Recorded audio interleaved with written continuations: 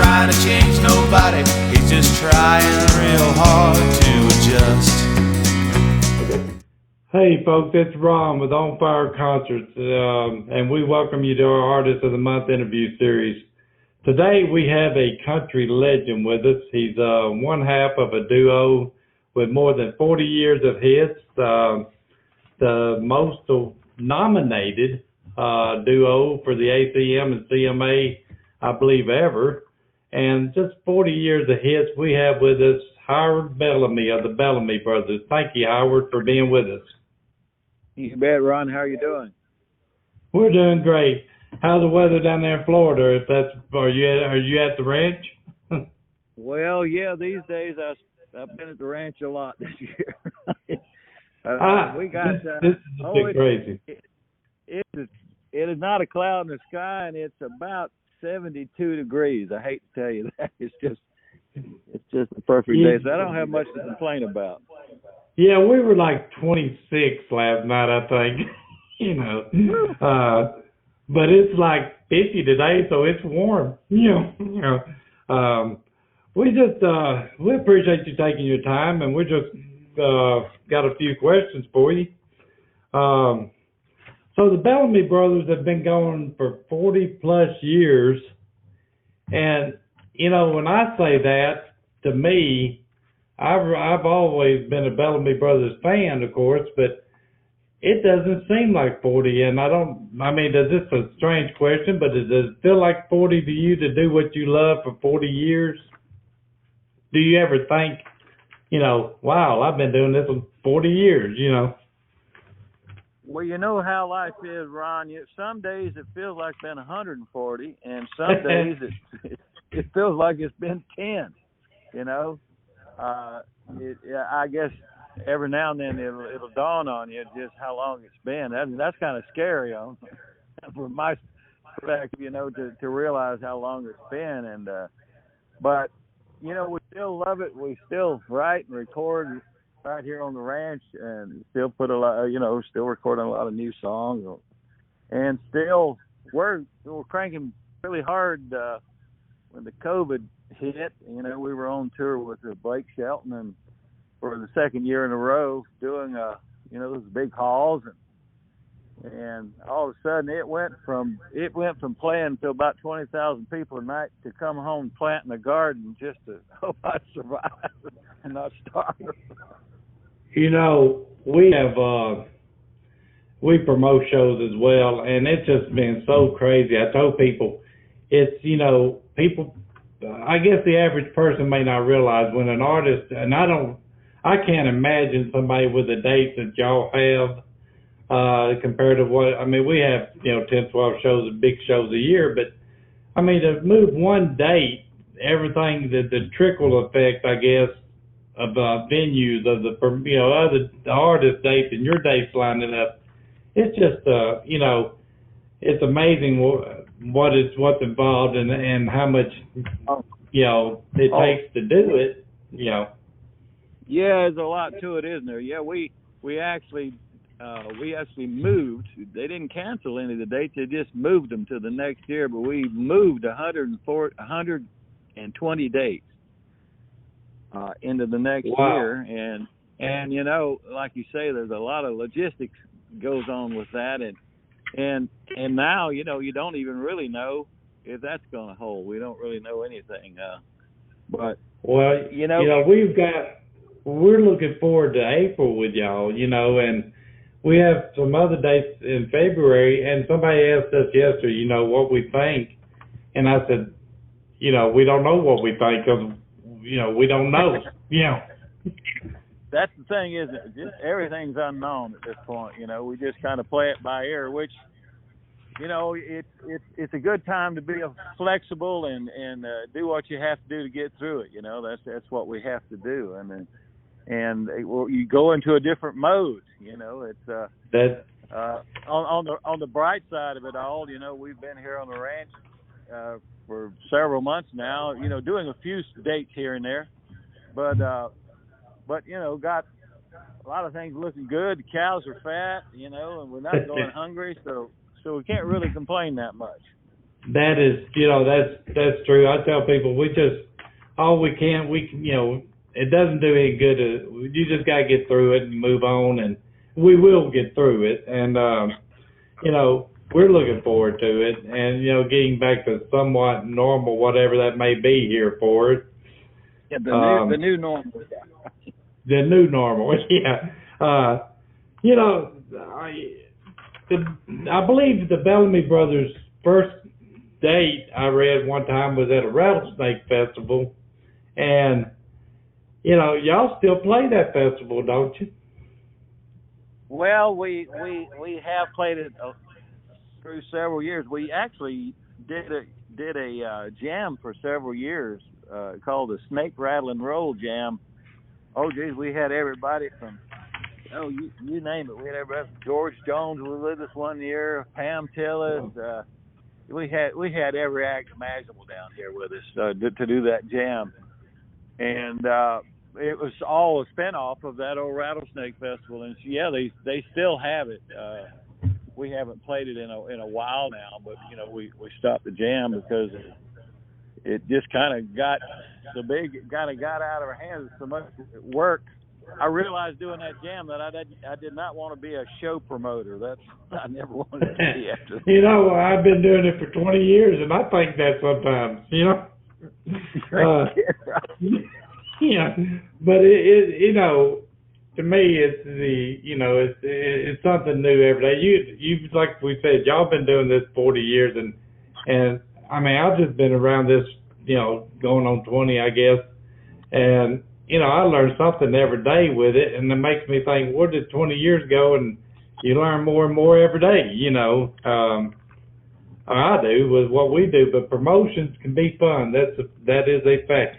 Do you hunt rattlesnakes?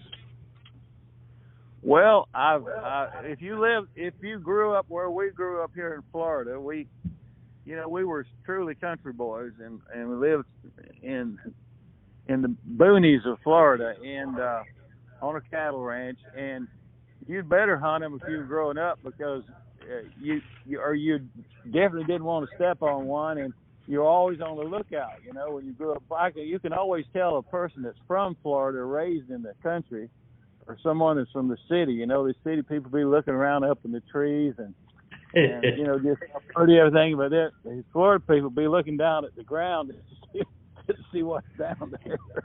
It's funny that you say that. Back years ago, for many years, I worked in the pipeline industry, or pipeline field, and we'd be down in Louisiana and Florida. We'd be out in the swamps, and you're looking for alligators and snakes. There you go. What you got to be looking for. But I said I have no desire to go hunting them, because I don't even like seeing one. I've run up on some, but I just, I don't think I'd want to hunt them, No, wouldn't be my favorite pastime either. I found too many without hunting them. I watch this show you're familiar with, I'm sure, probably, Swamp People, but they're down in Florida in the Everglades looking for pythons. And I said, I don't know. I said, I don't know about that. I'm gonna let somebody else do that stuff. We never had those. Aren't here? Not a native species. And these people, I put everything on city people these days. They get pet, and they turn them loose, not realizing what. And now they found them up to 18 feet long. Which we never had that before. Yeah. And it's just the way people do things. They don't think, like you said, they don't realize they go out there and there are going to be more of them. Then there you go. When when y'all started, I'm sorry. I was going to say pythons need love too, so they're going to be baby pythons. Oh, that's true. You're so true. Did y'all leave when you started out in the business? Y'all ended up going to California for a while, didn't you? Well, yeah, our record deal was there. That's where we first. That's where the label was located, and we were on so we moved out there. And that was during the days of the West Coast Sound. There was is what they call the West Coast sound. We have a great poster of us and what was considered country rock of the day, in that day. And we moved out there, lived out there about 5 years, and eventually moved back to the ranch here in Florida. But yeah, a lot of good things happened to us out in California. I'm one of those people who don't bash California. I love that state. Of course, don't love the political direction it's gone in, but I love the state. That's totally agree. When y'all were out there, I believe Jim Stafford had recorded Spiders and Snakes, which David wrote, of course. But didn't y'all live with Jim for a while? Oh yeah, I lived with Jim and Gallagher, the comedian who worked with Jim too. We lived. Yeah, Jim lived. He'd done well and off Spiders and Snakes, and he bought this nice old Hollywood house, and we all lived in the basement, and Jim was upstairs with his various girlfriends. So yeah, we lived together in that sense. That I believe I read just one last thing on that, but I believe weren't you? You were part of Jim's road manager at one time, weren't you? Oh yeah, I road managed him. I got up and sang some with him on stage. I did, I did all that. We had to make a living even while we were trying to do our thing.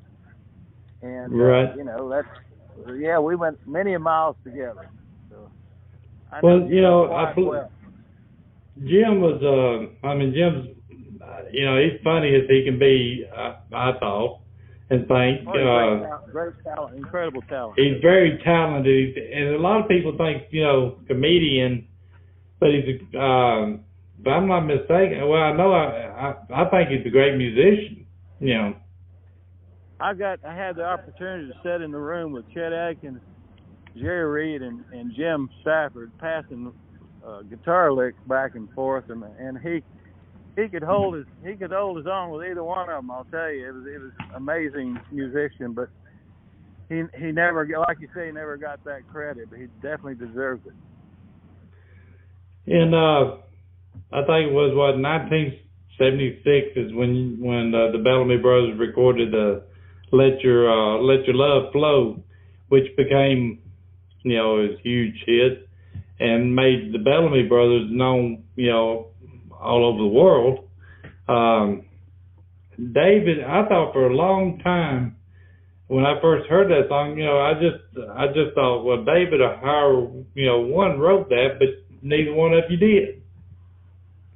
No, and I'd take another and just like it if we didn't write it. If it was available. Was it Neil Diamond? Pardon? I said, was it Neil Diamond's roadie that wrote that? Yeah, Neil Diamond's roadie wrote it, and it was oddly enough, it was just we cut Let Your Love Flow with Neil's band. That was who played on that record. We got to be good friends with his band when we moved out there and started hanging around. We did a few things we can't even talk about together. We had a few of the same bad habits, but we became great friends. And Dennis St. John was his drummer, and one day Dennis brought us over the demo that Larry Williams had written, and said, "This sounds like something you guys could do." And he was right. It was that magical song, and of course went on and recorded it with those guys. He was the drummer on the section actually, and that's kind of how that went. We were fortunate enough, when we did move out to California, as I said earlier, some great things happened. We met some very talented, influential people, and it helped us, further and go on and find our career. Well, I've read over the years, of course. I know y'all, well, I think still do probably, but y'all played a lot overseas at one time. And prior to this pandemic, COVID stuff. Are you still playing a lot overseas? Well, it's all shut down as well. You know, that's what I think.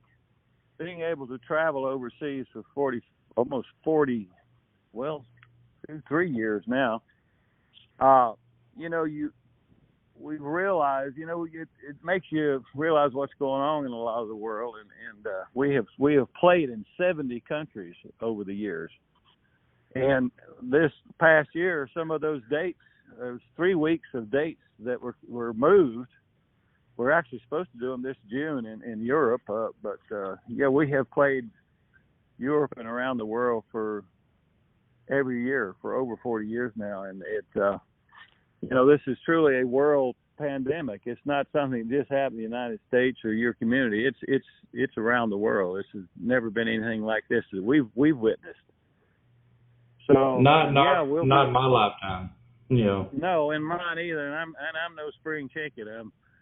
That's something else I wake up every morning and realize. You know, it's I now the people I relate to the most are the old timers. You know, and they're disappearing so fast. It's kind of getting hard to deal with. We played overseas with Charlie Pride so much, especially in Ireland. That's where we met Charlie, and he was just huge in Ireland. They loved him there, and we played many shows over there with him. It just killed me this week to think he's gone as well.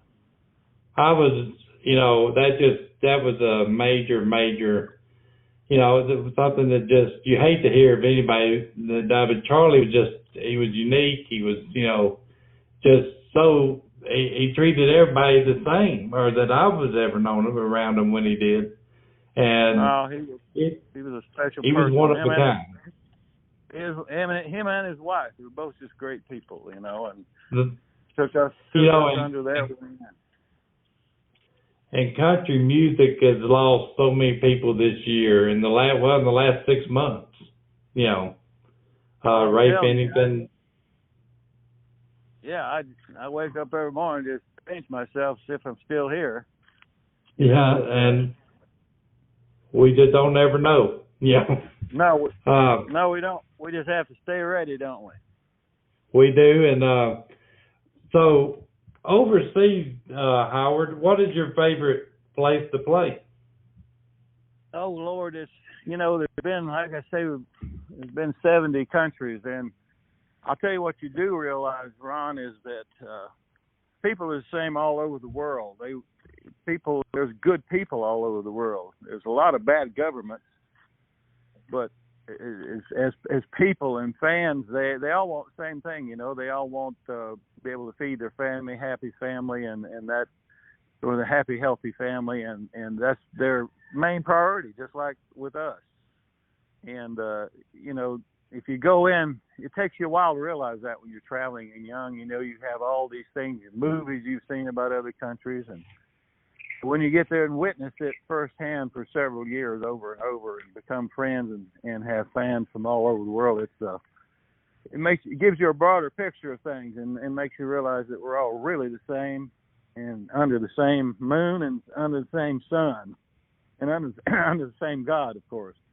So that's what you realize. And, you know, just something to point out there, talking about overseas and other countries, and, you know, I believe, and I want to know this, but I don't think it's changed, but I believe the Bellamy Brothers and Johnny Cash, I want to say, are the only two Americans in the Germany Hall of Fame, Country Music Hall of Fame. Yes, that is a true story. We're in pretty good company there. Yeah, you know, because of Let Your Love Flow, it was such a big international song. It truly, I think it was like 20 countries. It was the number one song. And so it opened up every door around the world. And, you know, we've been able to keep our toe in the door since then. You know, we've had several other follow-up hits. The Big Beautiful Body was actually a huge hit worldwide as well, and so it's you know, it makes you wonder as you look back on your career. You know, you wonder, sometimes you wonder, did all of that really happen? Especially now in that's COVID, amazing. COVID, that you're not doing anything. You got a lot of time to think about things anymore. You do, But, and that's so true. When you're sitting at home or on the ranch there, in y'all's case, I tell people I've always got something I can be doing, but you got time to do a lot more thinking too. Yeah, you have to stay busy to keep your mind off yourself. That's true. I've got to ask you about one of my top 5 of all time favorite songs of all time, period, is Old Hippie. And I believe David wrote that, but are there a story behind that? Well, other than we were both, children of even though I was born in '46, and I was like on the tail end of the baby boomers, and but the generation right after that, just started, all the experimental the children of the '60s and '70s, after the war, some of the better music that was ever done. But yeah, there's a story. It was our generation, it was our generation, that David and me totally lived through. We were truly old hippies and still are, even though there's a little bit of redneck in us, we're a strange breed. So, and, I'd like the revision of that y'all done as well, Well, yeah, we decided to do an update on the old hippie about every 10 years. He's due for an update now after this COVID deal. We haven't updated in quite a while now, but I'm sure he'd have a lot to say. And but yeah, I tell you one funny thing about that song is David had written it, and we show each other songs. Sometimes we'd write together, sometimes we separate, and he was showing me some songs he had written, and he didn't even show me Old Hippie, and because he actually wrote that and Baby Boom, it was almost one song, and then he realized there were 2 songs there and split it up. But but he wasn't going to show it to the record label. He ended up, he said, I got this other song, but I don't think anybody ever listens. Says, well, let me hear it. So I heard it, and I freaked out. I thought it was the best thing he'd ever written. And I said, hell, we got to show this thing. So we demoed it up and took it into Jimmy Bowen, who was a closet hippie, and nobody knew it. Jimmy Bowen, there's only one, Yeah, that's right. And he was married to a woman named Dixie that loved Old Hippie, and so it's funny how things get done sometimes. It's not the way you think they get done. Well, I guess a couple of more questions. When did you get involved in the medical cannabis, like the Old Hippie stash? Well, we've been partnering with them now a little over a year. We, of course, as we were saying, Dave and me were old hippies anyway. We knew a lot of things that people didn't know about, medicinal part of marijuana, because we just didn't believe the propaganda, or knew better than all that came down through the years, and the stigma that was given, and people are still getting over that. But we had the idea. Actually, I had gotten my medical license in Florida, and they all laughed at me for, when I first got them. He said Howard's the first one to get his license in Florida, and I might have been. But anyway. But there's benefits to it. Well, yeah, you can't. It's a win-win.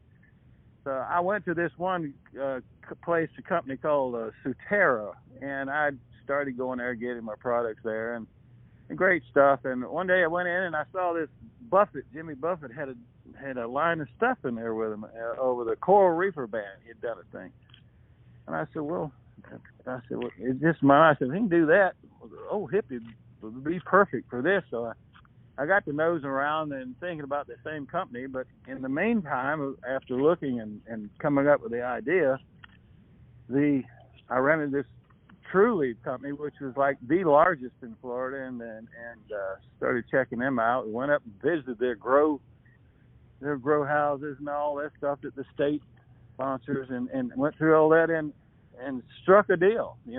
Pitched the old hippie thing, and so the old hippie stash was born, and it's doing really well, and we're planning on doing a lot of other stuff with it.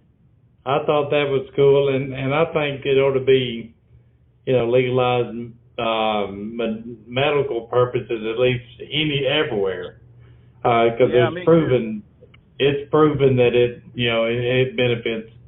Well, if it kill you, me and Willie have been dead a long time. I know what you mean. What about and just your Honky Tonk Ranch show on, I guess, Circle Network now, but it started out on RFD, didn't it? It started out on the Cowboy Channel, actually, which is owned by the RFD, and we still do a lot of things with the Cowboy Channel and great people there. But we moved the third season over to the Circle Network, and so it's launching out of Nashville, and they've got a lot of things going, a lot of artist things going on that channel, and we're over there for the third season. So of course they got hit by COVID as well, just as they were. The whole thing was being unfolded, so it was a little bit of a setback, like with everybody. But it should be up and running here now in January. I hear our third season on the Circle Network. Well, is your ranch? Is the Honky Tonk Ranch, I guess, is it open to public, or is it just the TV? It not yet, Ron. But if this COVID keeps up, don't tell them what we might have to resort to. You may have to. I asked that because I had read, or somebody had asked me. They said I read a thing where I believe they have the ranch open. I said I think they do the TV show from there, but and I said I don't think so. But I'll ask. But Howard, April the 10th next year, of course, we're going to have the Bellamy Brothers in Winchester, Tennessee. And we are looking forward to that, and we have gotten just unbelievable reaction to that show. It was rescheduled, once, but I think April will be good. We sure are praying we will be anyway. And but we're looking forward to that show. It's gonna be a blast. You bet, Ron. We're looking forward as well. We all be good and rested up by that time. That's for sure. I have a friend that you may or may not know. She called me when she seen that we have y'all.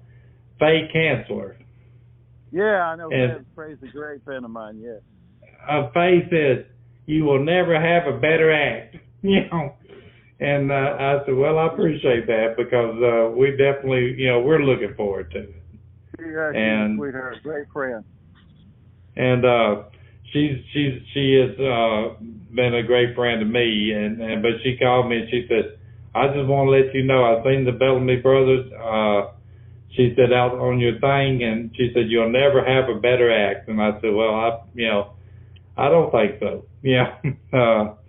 But we're looking forward to that. That's on April the 10th, and of course, we're gonna have a good time. And in the meanwhile, I just hope this COVID mess goes away, and that you and all the Bellamy family down there stay safe through all this. And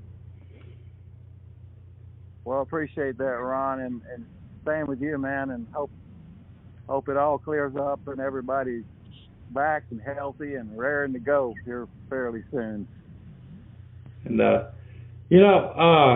have one question though, and I went over it and didn't even think about it. Back just to close out with, on the song Spiders and Snakes, David wrote, I heard the story to how that came about. Do you mind sharing that?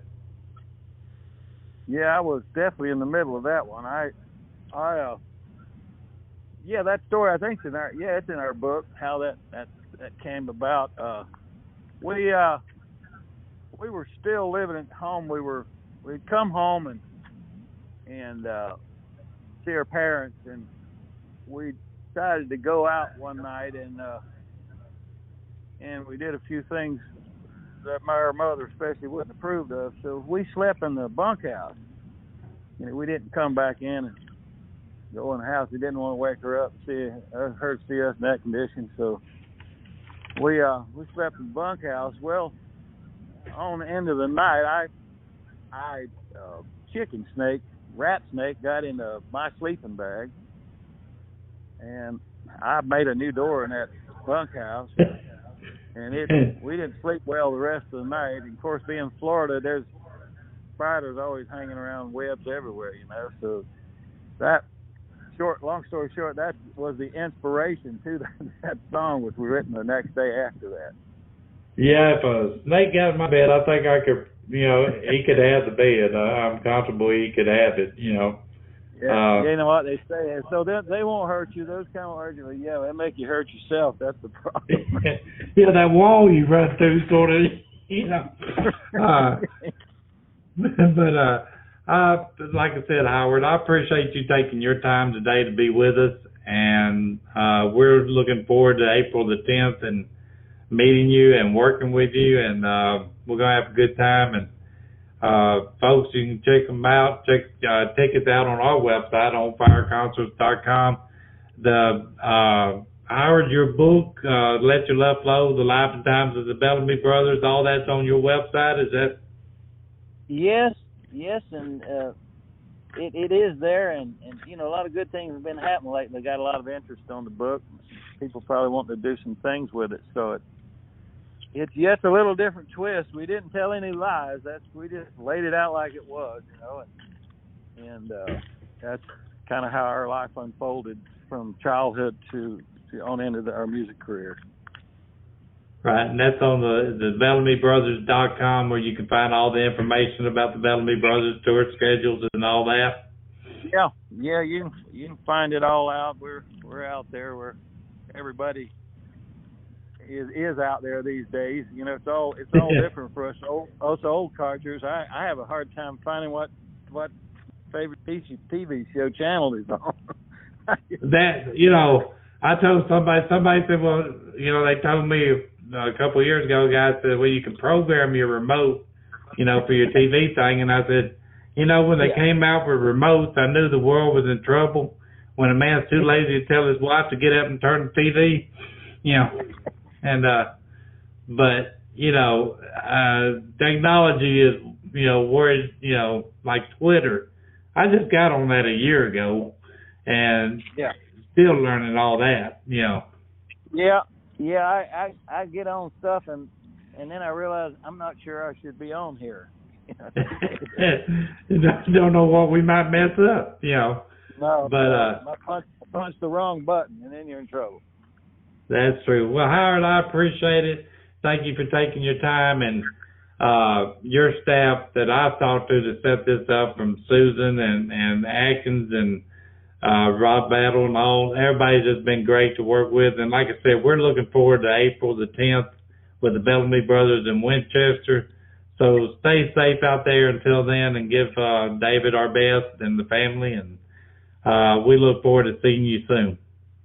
Well, thank you, Ron. We appreciate that, and all the best to all you and your crew. And Happy New Year and Merry Christmas and that stuff. And let's hope that spring finds us back at work.